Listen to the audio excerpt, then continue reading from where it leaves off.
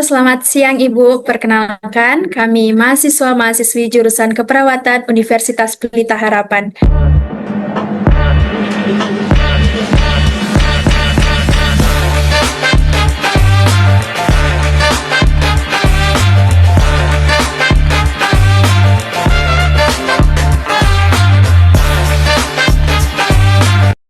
Dengan saya sendiri, Meta Valencia. Di sini saya selaku moderator pada wawancara saat ini.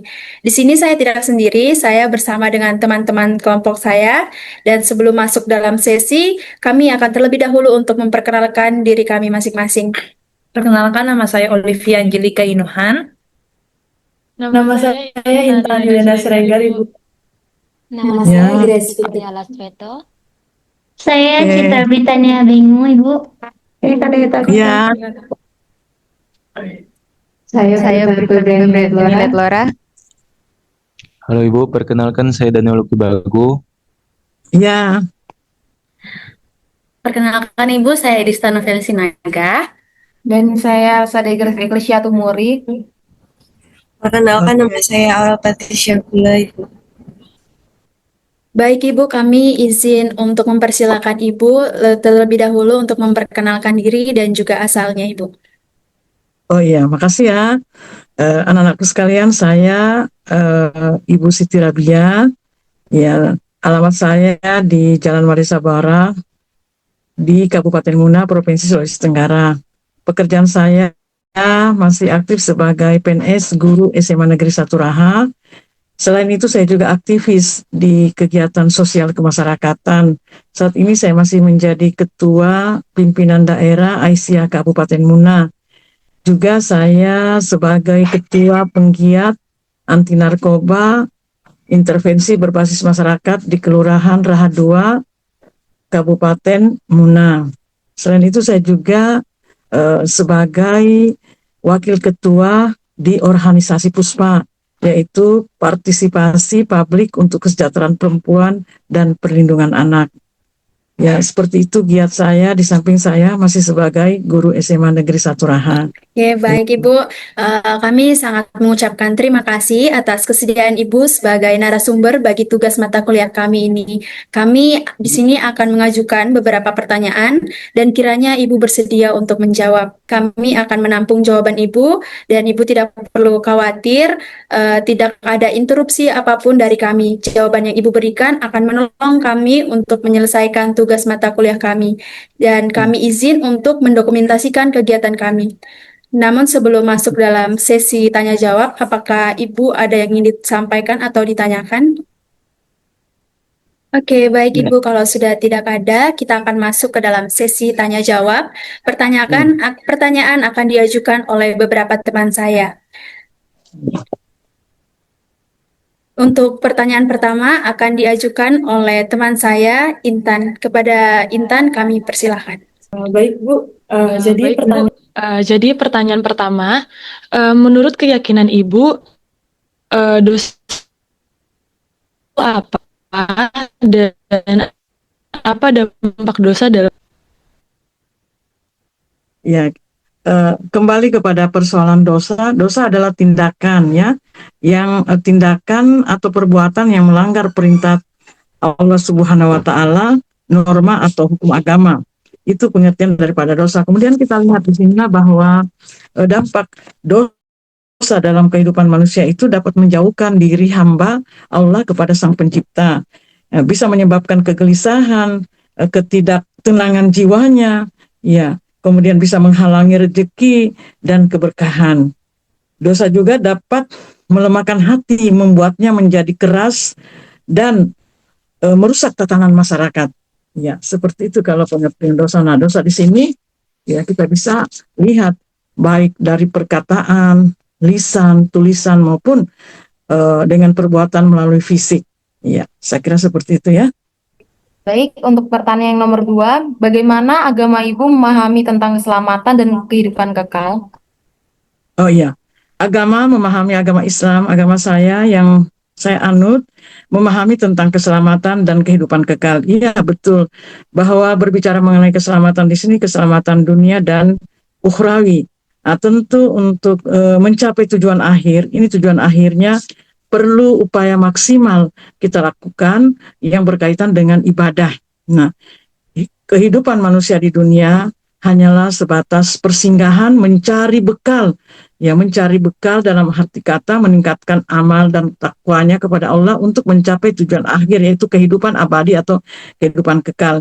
Jadi segala sesuatu yang dibolehkan, yang tidak diperbolehkan dalam agama, janganlah dilakukan, janganlah dilanggar. Segala sesuatu yang diperintahkan oleh Allah Subhanahu wa Ta'ala itu harus dilaksanakan. Seperti perintah untuk melaksanakan salat 5 waktu, itu wajib hukumnya untuk dilaksanakan. Berpuasa di bulan Ramadan, membayar zakat, naik haji bagi orang yang sanggup, itu antara lain perintah dari Allah Subhanahu wa Ta'ala yang harus kita laksanakan. Nah, ini semua apabila kita laksanakan, inilah yang menjadi jembatan kita untuk mencapai tujuan akhir, yang mana keselamatan dunia dan akhir, bahagia di dunia dan juga bahagia di akhirat. Itu tingkatnya seperti itu.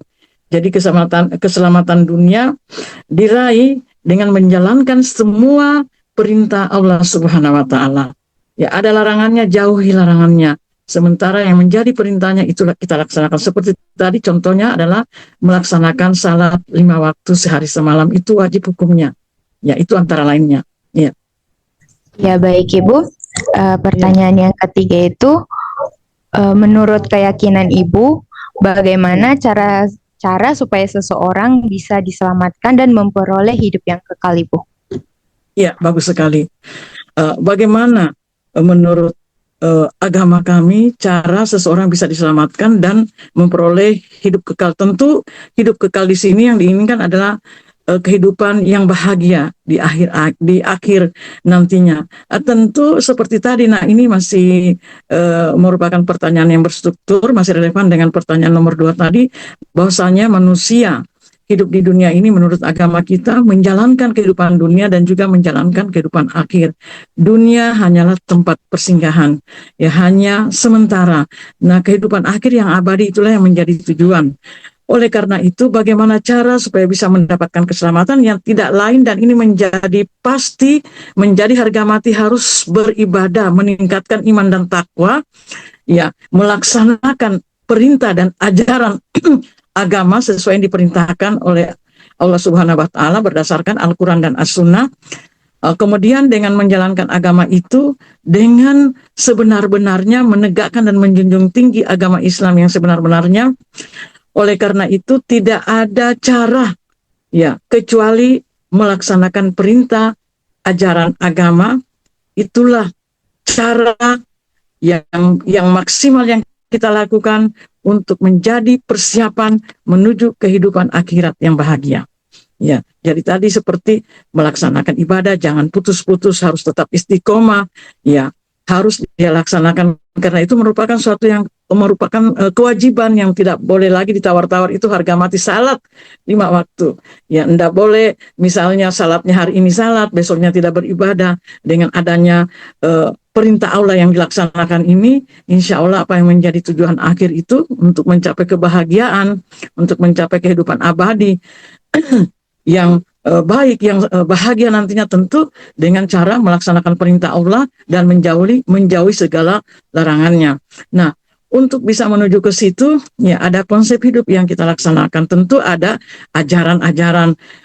Manusia lahir kan dia tidak mungkin langsung bisa mengetahui ketika dia bayi, tapi sudah tercatat di situ bahwa ketika orang tuanya sudah memeluk sesuatu agama, maka anaknya dia harus mengikuti orang tuanya. Kemudian anaknya itu diajarkanlah, ya, karena pendidikan karakter ini sangat menentukan seseorang untuk mencapai kebahagiaan dunia dan akhirat. Orang tuanya menjadi pemeran utama mendidik anaknya dengan karakter agama yang dianutnya, mengajari anaknya akan kebaikan, akan perintah Allah, dan menjauhi segala larangannya. Insya Allah dengan cara-cara seperti itu, fungsi keluarga dimaksimalkan, ketahanan keluarganya kuat di dalam rumahnya, dalam keluarganya, dalam lingkungan informal, Begitu juga di ranah publik, bagaimana anak itu ketika dia memfungsikan kodratnya sebagai makhluk sosial, karena manusia kan sebagai makhluk individu, dia juga sebagai makhluk sosial. Dia tidak boleh ditutupi, dia tidak boleh dikurung, tetapi dia bisa bergaul dengan orang-orang yang soleh atau orang-orang yang beriman,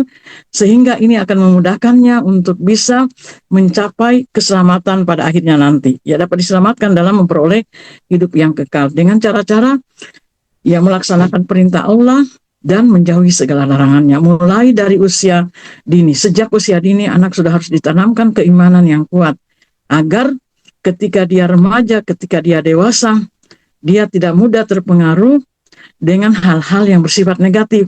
Apalagi di era digitalisasi dewasa ini, saat ini berbagai macam dengan berbagai macam inovasi kekinian yang serba berbasis digital, tidak sedikit bisa menggeser moralitas anak bangsa kita, bisa menggeser keimanan generasi kita.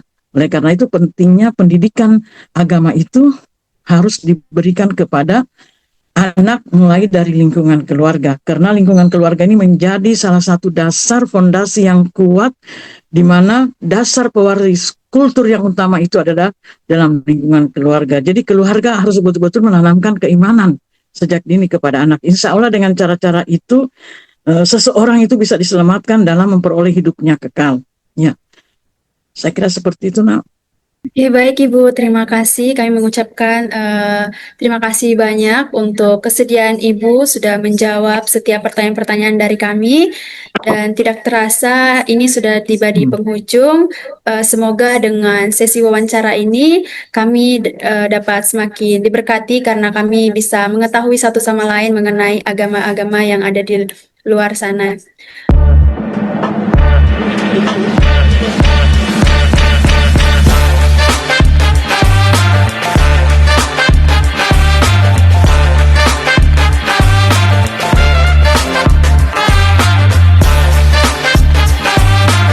Oke, baik Ibu. Selanjutnya kita akan lanjut ke sesi dokumentasi. Ibu, kita akan dokumentasi. Nanti saya akan screenshot dari layar laptop saya ya. Saya siapkan gaya termanisnya, Ibu. 1, 2. Oke, baik Ibu. Waktu dan tempat kami persilahkan untuk Ibu bisa keluar dari Zoom meeting ini. Terima kasih Ibu. Sehat selalu Ibu. Terima kasih Ibu, sehat selalu. Yang sama anak-anak, semoga sehat selalu, sukses dalam mencapai cita-citanya. Amin. Terima kasih Ibu. Terima kasih Ibu. Terima kasih, Bu.